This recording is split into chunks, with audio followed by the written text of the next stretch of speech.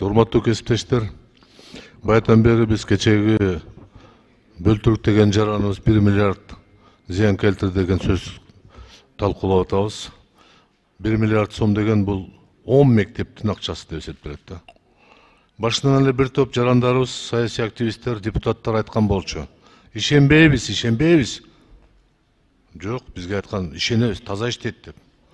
Ошол таза иштейт деген Жапаров, Акылбек Үсөнбекович деле жоопко тартылыш керек да.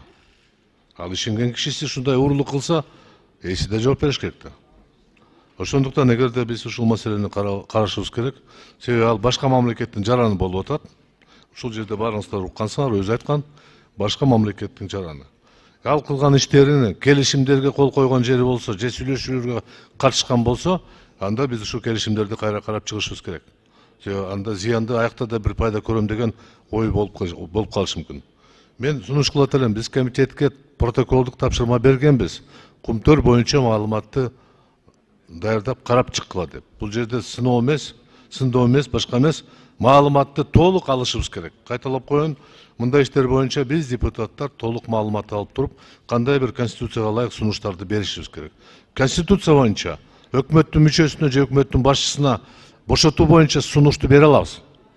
Келгиле колдонуп көрөлү бир жолу. Ал эми президент чечет. Калтырабы, калтырбайбы, анын укугу. Маселе жок бул жерде. Бирок бизде укугубуз бар. Урматтуу кесиптештер, мен сиздерди колдойт элем.